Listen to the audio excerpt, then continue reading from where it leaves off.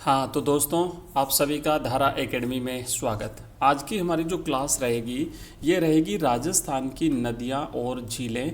मैं शानदार तरीके से नक्शे के माध्यम से, राजस्थान के मैप के माध्यम से एक एक नदी को बहुत सटीकता के साथ, बिल्कुल एक्यूरेसी के साथ बताने जा रहा हूँ।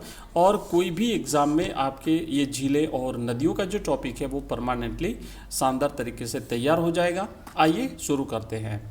देखो, सबसे पहले आप ये जो मैप देख रहे हैं, नक्शा देख रहे हैं, इस नक्शे में राजस्थान की जो सारी नदियां हैं, कंप्लीट नदियां हैं, क्योंकि झीलें हम अलग मैप के माध्यम से समझेंगे, पहले हम नदियां समझ लेते हैं। तो आपको यहाँ पे दिख रही होगी कंप्लीट इन नदियों को, एक बार आप समझ लेते हैं। तो मैं आपको दिखा दिखा देता हूँ कि देखो, यहाँ से आप देखोगे जो मेरा कर्सर आपको दिख रहा है और जो चल रहा है ये है घग्गर नदी। तो घग्गर नदी राजस्थान में हनुमानगढ़ से प्रवेश करती है और राज्य में ही विलुप्त हो जाती है। लेकिन कभी कभार जब ज़्यादा बारिश होती है और पानी अगर इसमें ज़्यादा आता है तो फिर ये नदी जो है वो पाकिस्तान में प्रवेश करती है और यहाँ पर इस नदी को हकरा के नाम से जाना जाता है। इस नदी के बारे में और विस्तार से हम आगे बढ़ेंगे। थोड़ा सा यहाँ पे आएंगे, आपको जैसलमेर ज़िले में एक नदी दिख रही है।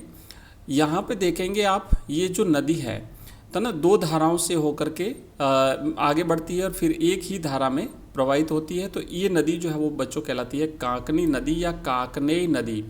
ये आंतरिक प्रवाह की नदी। अभी हम नदियों को देखेंगे, हमने विभिन्न जो नदियां हैं इनको दो भागों में विभाजित करते हैं। एक तो समुद्र में जल ले जाने वाली नदियां और एक आंतरिक प्रवाह की नदियां।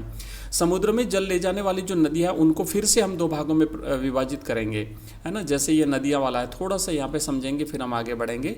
तो ये हम एक तो वो नदियां हैं जो समुद्र में अपना जल ले जाती है और एक नदियां हैं जो आंतरिक प्रवाह की नदियां। आंतरिक प्रवाह में मतलब जो किसी नदी में प्रवाहित होकर के उसका जल समुद्र में नहीं जाता है, राज्य में अपने बहाव क्षेत्र में वो विलुप्त हो जाती है या फिर किसी झील में जो है वो उसका जल जाता है, तो वो आंतरिक प्रवाह की नदियाँ कहलाती हैं। ये जो नदियाँ हैं जो समुद्र में अपना जल ले जाने वाली नदियाँ हैं, इनको हम फिर से दो भागों में विभाजित करते हैं। एक है बंगाल की खाड़ी में जल ले जाने वाली नदियाँ और एक है अरब सागर में जल ले जाने वाली नदियाँ। तो ये इस तरीके से हम आगे समझने वाले हैं। एक बार हल्का सा आप थोड़े से नदियों को समझ लीजिए। आप कांकने के बाद में ध्यान रखना, कांकने नदी कहाँ पर है, जैसलमेर में है। एक कांतली नदी भी है। आप यहाँ पे देखो, इसको पहले थोड़ा समझ लो क्योंकि फिर कांकने और कांतली में कंफ्यूज हो जाओगे। सीकर जो है हमारा जिला जो है बच्चों, यहाँ से निकलने वाली एक जो नदी है, इस नदी को हम कांतली नदी कहते हैं, जो झुंझुनू से आगे बढ़ती है और यहाँ जा करके ये विलुप्त हो जाती है चूरू में जा करके। ठीक है, तो ये तो हो गई कांतली नदी। इसी के आसपास एक आप नदी देख रहे हो, ये है चंद्रावती नदी। यहाँ से निकलती है बच्चों, सीकर से ही निकलती है और यहाँ जा कर के ये नदी जो है वो विलुप्त हो जाती है। इसके अलावा एक साबी नदी भी है जो आप देख रहे हैं, सीकर से निकलती है। उसके बाद जो है ये नदी जयपुर ज़िले से होकर के और फिर अलवर ज़िले से बाहर निकलती है, यूपी में जा कर के ये नदी भी विलुप्त हो जाती है या फिर यमुना में मिलती है। कुछ नदियाँ जो यमुना में मिलती है वो हम आगे पढ़ेंगे। एक मैंथा नदी आप देख रहे हैं, यहाँ पे नागौर से निकलती है और ये मैंथा नदी यहाँ पे आके विलुप्त हो जाती है। सभी आंतरिक प्रवाह की नदियाँ हैं, इसलिए मैं आपको यहाँ पे पहले दिखा देता हूँ। इसके बाद में बहुत सारी नदियाँ हैं। आप सबसे पहले यहाँ पे देखो सागरमती नदी, जिसे हम लूणी नदी कहते हैं। तो ये अजमेर की नाग पहाड़ियों से निकलती है, पश्चिमी राजस्थान की सबसे बड़ी नदी है लूणी नदी, जिसे हम कहते हैं सागरमती जब शुरुआत में इसे कहते हैं। और ये नदी आप देख पा रहे हैं, यहाँ से होते हुए देखो लूणी इसके किनारे नाम भी लिखा हुआ है और सीधे ये कच्छ के रण में जाती है। ठीक है ना, ये कच्छ के रण में जाती है, ये लूणी नदी यहाँ पे जाती है कच्छ के रण में। इस नदी में बहुत सारी नदियाँ जो है वो मिलती है। जैसे नागौर से निकलने वाली एक नदी जो है जोजरी नदी, वो इसमें इसके पूर्वी भाग से या फिर यूँ कह सकते हैं इसकी दाहिनी तरफ से इस नदी में मिलती है और बाकी जो नदियाँ वो सारी बाईं तरफ से मिलती है। तो कई बार ये प्रश्न भी आता है कि लूनी नदी में दाईं तरफ से मिलने वाली प्रमुख नदी कौन सी है, तो वो है जोजरी नदी, ध्यान रखना। इसके बाद आप देखेंगे जो मीठड़ी नदी है यहाँ से निकलती है, फिर इसे बांडी कहते हैं, मतलब बांडी नदी में मिल जाती है मीठड़ी और ये दोनों एक हो जाती है और आगे फिर जा कर के लूनी में मिलती है। इसी तरीके से एक सूकड़ी नदी है, आप देख रहे हैं यहाँ पे पाली से निकलती है और जालोर में होते हुए ये लूनी में मिल जाती है। फिर एक जवाई नदी है जो पाली से ही निकलती है, जिस पर जवाई बांध भी बना हुआ है, जो कि लूनी में मिल जाती है। और एक खारी नदी है जो पहले निकलती जवाई में मिल जाती है। इसके बाद में एक सागी नदी है, जालोर में आप देख रहे हैं, ये भी जो है वो बाईं तरफ से मिलने वाली ये प्रमुख नदियाँ हैं। तो ये आपने देखा बच्चों पश्चिमी राजस्थान की नदियाँ। अब हम देखेंगे पूर्वी राजस्थान की, और पूर्वी राजस्थान में नदियाँ ज़्यादा है। इसका प्रमुख कारण क्या है? इसका प्रमुख कारण है कि हमारी जो अरावली पर्वतमाला है ये एक जल विभाजक का काम करती है, महान भारतीय जल विभाजक के रूप में। इसके पश्चिम में जो बहने वाली नदियां हैं वो सारी की सारी नदियां अपना जल जो है या तो आंतरिक प्रवाह की नदियां हैं या फिर अपना जल जो है बच्चों अरब सागर में लेके जाती है। और जो पूर्वी भाग में बहने वाली सारी नदियाँ हैं उनका जल जो है ज़्यादातर का जल जो है वो बंगाल की खाड़ी में जाता है, और कुछ नदियों का जल अरब सागर में जाता है जो उदयपुर के आसपास से निकलती है, आप यहाँ पे देख पा रहे हैं। अब देखो सिरोही से एक नदी निकलती है, आप देख रहे हैं ये सूकली नदी है जिसे सीपू नदी भी कहते हैं। एक तो सूकली है और एक सूकड़ी नदी है, ध्यान रखना। सूकड़ी आप यहाँ पे देख पा रहे हैं, ये सूकड़ी नदी है ना, ये वाली नदी, तो ये सूकड़ी है। और ये है सूकली यानी सीपू नदी कहते हैं, जो गुजरात में बहती है, बना डीसा और ये इसके किनारे बसे हुए हैं।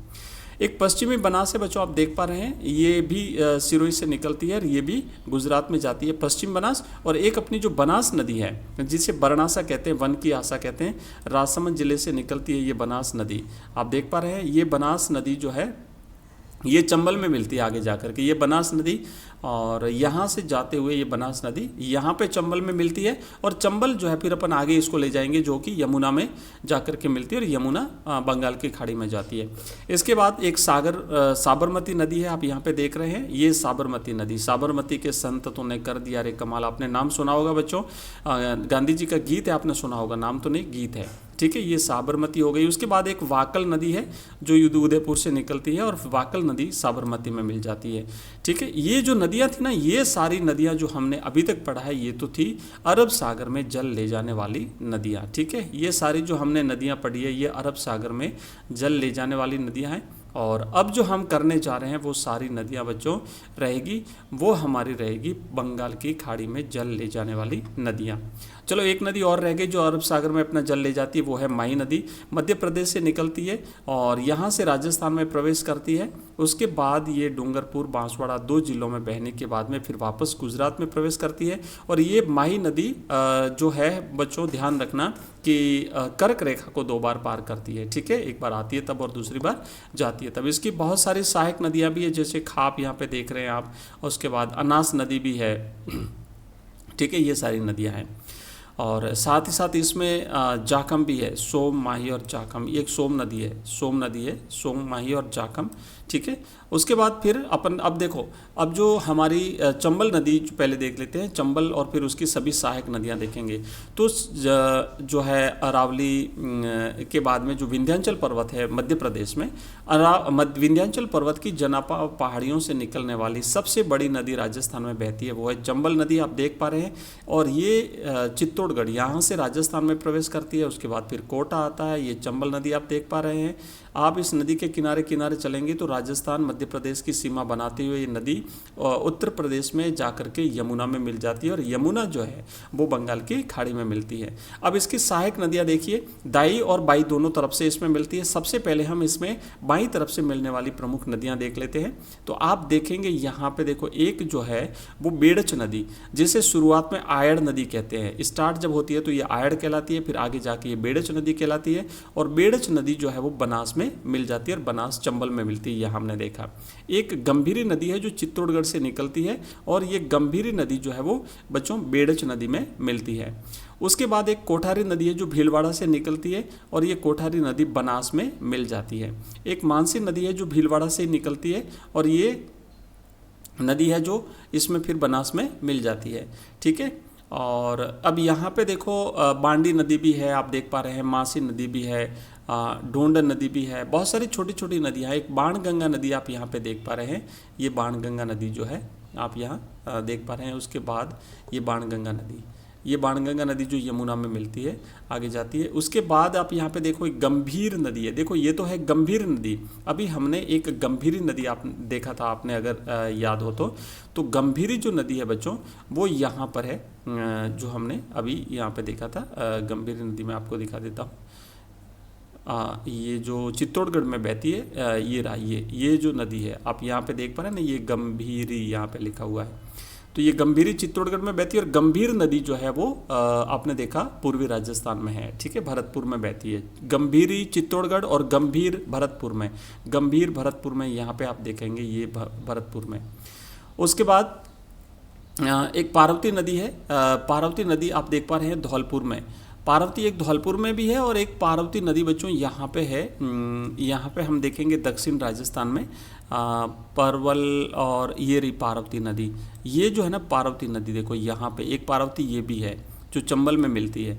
और उसके बाद एक परवज नदी है, आप देख पा रहे हैं ये परवज नदी, ये भी चंबल में मिलती है। उसके साथ साथ एक काली सिंध नदी है, ये रही काली सिंध, ये काली सिंध नदी है। उसके बाद आप देख रहे हैं एक आहू नदी है बच्चों, यहाँ पे देखो ये आहू नदी, आहू और काली सिंध नदी पर झालावाड़ का किला बना हुआ है। और एक छोटी काली सिंध है, ये छोटी काली सिंध जो चंबल में मिल जाती है। एक कुनू नदी है, बहुत बड़ी नदी है, पहले मध्य प्रदेश में बहती है, फिर राजस्थान में, फिर वापस मध्य प्रदेश में चली जाती है और फिर चंबल में मिल जाती है, ठीक है। एक ये तो काली सिंध था, देखो यहाँ पे तो हमने जो किया ना, ये वाली जो नदी हमने किया अभी यहाँ, ये तो काली सिंध नदी। एक काली सील नदी है, तो यहाँ पे आप देखेंगे ये काली सील नदी है, ये यहाँ से बहती है और ये इसमें बनास में मिलती है, ठीक है। मोरेल नदी है, मोरेल नदी जो कि बनास में मिल जाती है, आप देखेंगे ये मोरेल नदी है, सवाई माधोपुर में बनास नदी में मिल जाती है, ठीक है। अब देखो यहाँ पे जो नदियों के किनारे हमने मुख्य तौर पे सारी नदियाँ कर ली है। और नदियों के किनारे जो जहाँ 3 नदियाँ मिलती है वो त्रिवेणी संगम कहलाता है। तो राजस्थान में 2-3 त्रिवेणी संगम भी है जो हम नेक्स्ट क्लास में आपको बताएंगे अच्छी तरह से। फिर इन नदियों के बारे में बहुत सी इन्फॉर्मेशन, बहुत सी जानकारी है, बिल्कुल जो हम थोड़ा सा इसमें देख लेते हैं जल्दी से, कि राज्य के मध्यवर्ती भाग में अवस्थित जो हमारा अरावली पर्वत श्रृंखला है, ये महान भारत के महान जल विभाजक का कार्य करती। मतलब ये है कि जैसे मान लीजिए ये अरावली पर्वतमाला है, तो ये जल विभाजक का मतलब ये है कि इस अरावली के पश्चिम से निकलने वाली नदियों का जल अरब सागर में जाता है और इसके दक्षिण भाग से निकलने वाली नदियों का जल भी अरब सागर में जाता है और इसके पूर्वी भाग से निकलने वाली नदियों का जल या फिर विंध्याचल से निकलने वाली सारी नदियों का जल जो है वो यमुना के माध्यम से बंगाल की खाड़ी में जाता है, ठीक है। आप ये देख रहे हैं, तो इसलिए इसे जल विभाजक कहते हैं। मतलब पूर्वी भाग से निकलने वाली नदियाँ बंगाल की खाड़ी में और पश्चिम भाग से निकलने वाली नदियाँ अरब सागर में जाती है, ठीक है। और प्रदेश की अपवा प्रणाली को 2 भागों में बांटते हैं, एक तो बंगाल की खाड़ी में गिरने वाली नदियाँ और दूसरी है अरब सागर में गिरने वाली नदियाँ, जो हमने अभी आपको मैप के माध्यम से बता दिया था। आप देख पा रहे हैं ये जो है ना, ये हमारा अरावली पर्वत है। तो ये अरावली पर्वत आप देख लीजिए, और इस अरावली पर्वतमाला के पूर्व और पश्चिम में जो नदियाँ जो निकलती है वो नदियाँ अपना जल अलग अलग दिशाओं में लेके जाती है, ठीक है। ये अरावली है, बीच का प्रदेश आप देख पा रहे हैं, ये अरावली पर्वतीय प्रदेश। तो ये अरावली पर्वतीय प्रदेश महान भारतीय जल विभाजक रेखा का कार्य करती है। प्रश्न बनता है यहाँ से, याद रखना महान भारतीय जल विभाजक रेखा कौन है, ठीक है। ये भौतिक विभाजन है राजस्थान का, जो हम आगे इसको अलग से फिर से देखेंगे, या फिर हमने जो राजस्थान का जो भौतिक स्वरूप देखा था उसमें भी हम इसको देख चुके हैं, ठीक है ना। 5 भागों में विभाजित करते हैं जिसमें अलग अलग भाग इसके आते हैं। तो अभी चूंकि नदियों का भाग हम कर रहे हैं और फिर से अगर वो चीज़ें देखेंगे तो कंफ्यूज हो जाएंगे, इसलिए हम आगे बढ़ते हैं, केवल नदियों के बारे में जानेंगे। देखो बंगाल की खाड़ी में जल ले जाने वाली नदियाँ कौन कौन सी हैं, जो अभी हम देख चुके हैं। सबसे बड़ी नदी चंबल है और बाकी सारी नदियाँ चंबल की सहायक नदियाँ हैं। बनास है, उसके बाद काली सिंध है, पार्वती है, बाणगंगा है, खारी है, बेड़च है, गंभीर है, गंभीर जो भरतपुर में निकलती है, और गंभीरी जो चित्तौड़गढ़ में निकलती है वो भी इसी में आती है। आदि नदियाँ जो है वो इसमें सम्मिलित है, ठीक है। अब इसमें जो है ना, जो बंगाल की खाड़ी में जल ले जाने वाली जो नदियाँ, उसमें सबसे बड़ी नदी है वो चंबल नदी है, और चंबल जो है वो नित्यवाही नदी है, वर्ष भर इसमें पानी बहता है। इसी तरीके से एक नदी जो है वो उसमें जो अरब सागर में जल ले जाने वाली नदियाँ उसमें भी है, जो हम आगे करने वाले हैं। अरब सागर की नदियों की अगर हम बात करें तो आप देखेंगे माही है, सोम है, जाखम है, इनका त्रिवेणी संगम भी बनता है। उसके बाद फिर साबरमती सिरोही में आप देख रहे हैं, पश्चिम बनास सिरोही में आप देख रहे हैं, लूनी नदी जो पश्चिमी राजस्थान की सबसे बड़ी नदी है।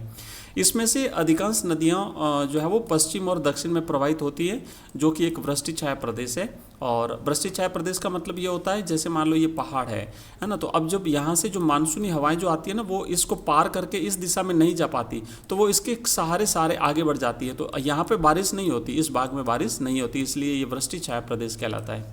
इस प्रदेश में वर्षा की मात्रा कम होने के कारण नदियों का पानी ठीक है, ये आगे बढ़ेंगे। फिर देखो, पश्चिम बनास और लूनी नदी गुजरात में कच्छ के रण में विलुप्त हो जाती है।